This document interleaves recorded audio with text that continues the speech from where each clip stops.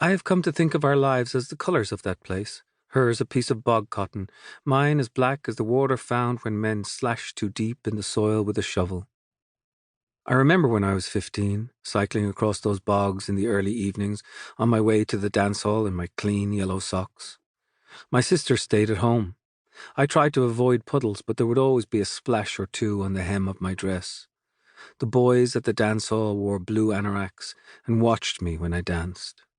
Outside, they leaned against my bike and smoked shared cigarettes in the night. I gave myself. One of them once left an Easter lily in the basket. Later, it was men in granite grey suits who would lean into me, heads cocked sideways like hawks, eyes closed. Sometimes I would hold my hands out beyond their shoulders and shape or carve something out of my fingers, something with eyes and a face, someone very little within my hand, whose job it was to try to understand. Between a statue of Our Lady and a Celtic cross commemorating the dead of Ireland, my hand made out the shape of a question mark as a farm boy furrowed his way inside me. A man with a walrus moustache gone grey at the tips took me down to the public lavatories in Castlebar. He was a sailor. He smelled of ropes and disuse and seaport harridans. There were bays and coverts, hillsides and heather. My promiscuity was my autograph. I was hourglassy, had turf-coloured hair, and eyes as green as wine bottles. Someone once bought me an ice cream in Achill Island, then we chipped some amethyst out of the rock banks and climbed the radio tower. We woke up late at the edge of a cliff, with the waves lashing in from the Atlantic. There was a moon of white reflected in the water. The next day, at the dinner table, my father told us that John F. Kennedy had landed a man on the moon. We knew that Kennedy was long dead. He stared at us from a picture frame on the wall, but we said nothing. It was a shame, my father said, looking at me, that the moon turned out to be a heap of ash. My legs were stronger now, and I strolled to the dance hall, the bogs around me wet and dark. The boy with the Easter lily did it again, this time with nasturtiums stolen from outside the police station. My body continued to go out and around in all the right places. My father waited up for me, smoking woodbines down to the quick.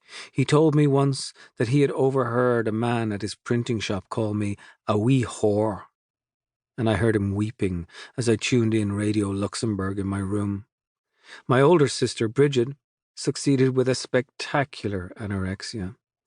After classes, she would sidle off to the bog, to a large rock where she thought nobody could see her, her Bible in her pocket, her sandwiches in her hand. There she would perch like a raked robin, and bit by bit she would tear up the bread like a sacrament and throw it all around her. The rock had a history. In penal times it had been used as a meeting place for mass.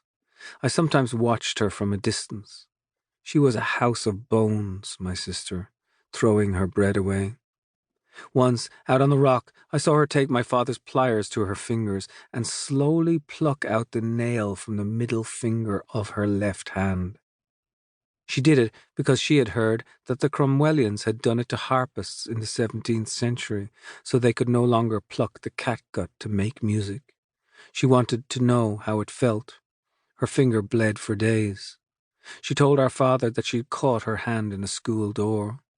He stayed unaware of Bridget's condition, still caught in the oblivion caused many years before by the death of our mother, lifted from a cliff by a light wind while out strolling.